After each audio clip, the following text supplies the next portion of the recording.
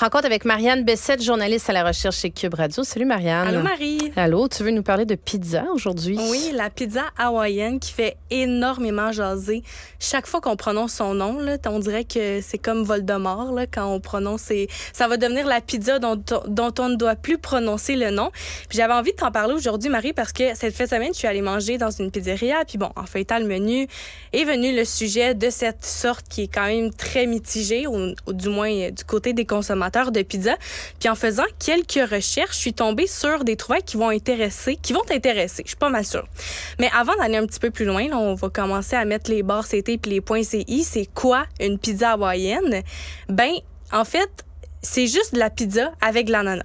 C'est tout. Peu importe l'ingrédient qui accompagne le fruit de l'ananas, à partir du moment où il y a un morceau d'ananas qui touche la pizza, ben toutes les autres définitions possibles de la pizza vont être écrasées. Puis avant aussi d'aller plus loin, Marie, je voulais te demander, toi, c'est quoi ton opinion par rapport à ça? Est-ce que t'es pour? Est-ce que t'es contre? Est-ce que t'en manges? Est-ce que t'aimes ça? Ouais, non, moi, des ananas chauds, là, déjà en partant, que ce soit sur du jambon ou de la pizza, c'est vraiment pas mon affaire. Là. C'est pas ton truc? Non, je suis vraiment pas team pizza hawaïenne. Non?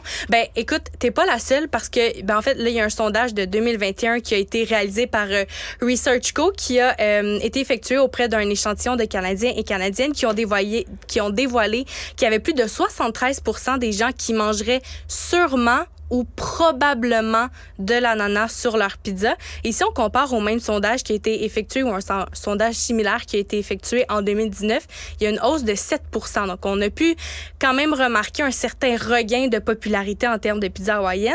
Mais la province canadienne où la pizza est plus populaire, c'est en Alberta avec 90% des répondants qui disent être pour. Et au Québec, la popularité est beaucoup moins grande avec seulement 55% d'intérêt. Donc, toi, tu fais partie du 45% là, d'intérêt qui est pas en faveur là, de cette Écoute, c'est presque comme le référendum, cette question-là. Finalement, on est divisé presque à 50% sur le sujet. Je suis surprise. Ouais, exact. Et là, contrairement à ce qu'on peut penser, la pizza hawaïenne, ça vient pas d'Hawaï. On sait presque tous que la pizza est d'origine italienne. Elle est d'ailleurs été de plus en plus célèbre au moment où les Italiens se sont installés aux États-Unis au début du 20e siècle. Mais l'idée de rajouter le fruit de l'ananas sur une pizza, c'est pas d'origine italienne, c'est pas d'origine américaine, c'est plutôt d'origine canadienne. Celui qui est derrière cette invention-là, c'est le cuisinier Sam Panopoulos. Il est né en 1934 en Grèce et il a par la suite immigré ici au Canada quand il avait environ 20 ans. Peu après son arrivée, il a ouvert un restaurant avec ses deux frères en Ontario et il servait plusieurs variétés de repas là, comme on peut voir dans un restaurant traditionnel. Puis à cette époque, dans les années 1960 environ, la pizza, c'est un repas que le cuisinier Panopoulos trouvait peu nouvelle, peu exotique. Donc, un jour, il a voulu rendre le plat exotique. Il s'est acheté une conserve d'ananas.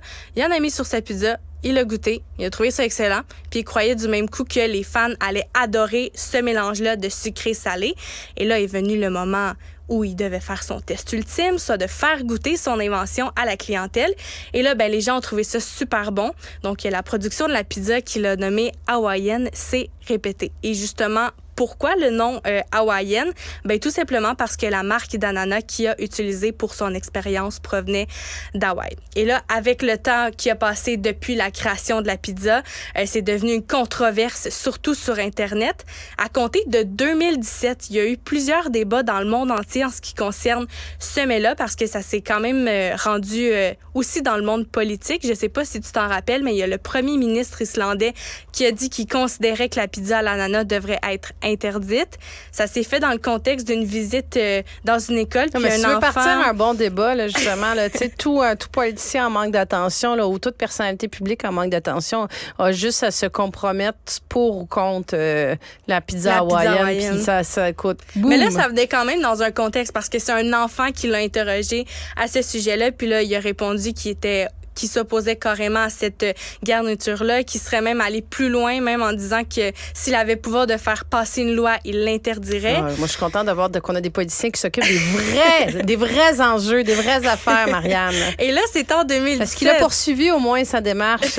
Non, pas ce que je sache. Peut-être qu'il niaisait parce qu'il parlait avec un enfant aussi, ouais, donc il rigolait, peut-être j'imagine. aussi. Mais là, en 2017, on est à l'ère du numérique, Internet s'est enflammé. Il y a eu un débat sans argument sur la mesure dans laquelle une pizza restait une pizza si on mettait de l'ananas dessus. Et il y a même le premier ministre Justin Trudeau qui s'en est mêlé en défendant sa spécialité locale, puisque ça vient de l'Ontario, sur Feu Twitter. Il a riposté au président islandais en qualifiant la pizza hawaïenne de délicieuse. Contrairement à M. Trudeau, le chef renommé Gordon Ramsay, lui, s'est prononcé sur la question. Et, contrairement au M. Trudeau, il disait que l'ananas n'a rien à faire sur une pizza.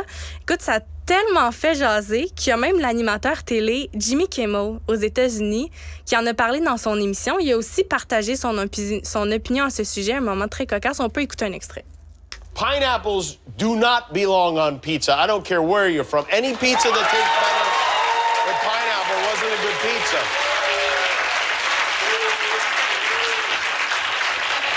People, this guy booing here, I want him not only thrown out, I want him beaten up in the parking lot. All right, sure. But not yet. We'll give it a minute. It's not even a pizza. It's like a pizza colada. How can you...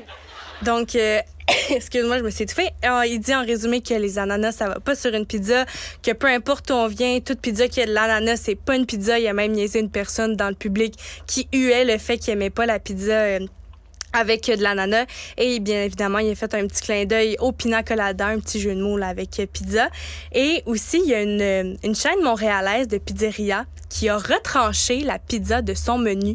Après avoir fait un sondage maison, la chaîne avait reçu plusieurs plaintes. Ils ont cancel la pizza aux ananas. Ouais. Oh, puis ça date de garder foi à l'humanité des fois quand je fais ce genre de décision-là. Ça date Peux-tu laisser le monde vivre, tu vois? Moi, je vais te dire... Et avoir ses goûts. Je peux ne pas être d'accord et dire je voudrais entendre ce que vous aurez à dire. Moi, la pizza à l'ananas, c'est pareil. Là, j'aime pas ça. Puis si tu veux en manger, c'est bien ton problème. Exact. C'est bien ton plaisir. Exact. Ben là, après avoir reçu plusieurs plaintes à propos de la pizza hawaïenne, le cofondateur a sondé sa clientèle puis avait assuré qu'il allait respecter le résultat du vote. Un peu un genre de référendum. Là. Il a dit faire du marketing, ça, Marianne? C'est une très bonne question, mais... Pour faire parler de soi, puis être dans les médias, puis faire connaître ta... Tu vois, je te dis, mais si tu as besoin de visibilité, parce que j'en parle de pizza hawaïenne. Mais c'est sûr que ça marche. Et là, ben, ça a été... Il y a même un article de Radio-Canada qui disait que c'était quasiment plus serré que le référendum de 95 sur la souveraineté du Québec. On revient tout le temps à la politique. Exact. Donc, il y avait 53% des répondants et répondantes qui ont voté en faveur de la séparation du plat du menu du restaurant. Le cofondateur a dit que, le peuple a parlé, mais qu'il écarte pas l'idée de tenir une autre consultation au cours des prochaines années. Donc, bref, même après toutes ces années qui ont passé depuis la création de la pizza hawaïenne vers les années 1960, ça fait encore beaucoup jaser. Je te dirais que c'est presque aussi polarisant que le débat au Québec sur l'origine de la poutine ou sur si oui ou non là, on met du ketchup sur notre poutine. Tu sais quoi, j'allais dire, moi, je pense que c'est quasiment aussi polarisant. Un autre débat où je me dis, j'ai entendu ça, là, je vais le nommer à Radio-Canada la semaine dernière, puis je me disais, je ne peux pas croire qu'ils sont vraiment en train de faire une chronique sur le sens du papier de toilette. Tu sais, ton rouleau, là, il est censé être sur le bord du mur ou il est censé être de l'autre côté? Ça aussi, c'est tout un... Si tu veux partir un débat chez vous avec des amis, pars avec ça. Mais en tout cas, je sais pas si des fois, je me dis, on pourrait parler d'environnement, de pauvreté dans le monde. Mais non, il y a des débats comme ça qui animent les passions. Les réseaux, mais tu m'as pas dit, toi, Marianne, si t'étais team ananas ou pas? Ben, on dirait que j'en ai pas... Il faut que tu te prononces, là, j'aimerais ça te dire que j'aime ça ou j'aime pas ça, mais on dirait que j'en ai pas vraiment assez manger pour savoir si j'aimais ça ou non. Là, va faire du journaliste d'enquête directement sur le terrain. J'aurais dû aller me chercher ça pour dîner, là, une pizza hawaïenne. Regarde, on aurait pu en déguster une, tu vois. Moi, je sais pas. Toi, tu l'aurais pas dégusté? J'aurais enlevé les morceaux d'ananas. J'aurais mangé ce qu'il y avait en dessous. Mais je suis pas regardante si tu veux faire de rien. Marianne Bessette, journaliste à la recherche chez Cube Radio. Merci. Merci, Marie.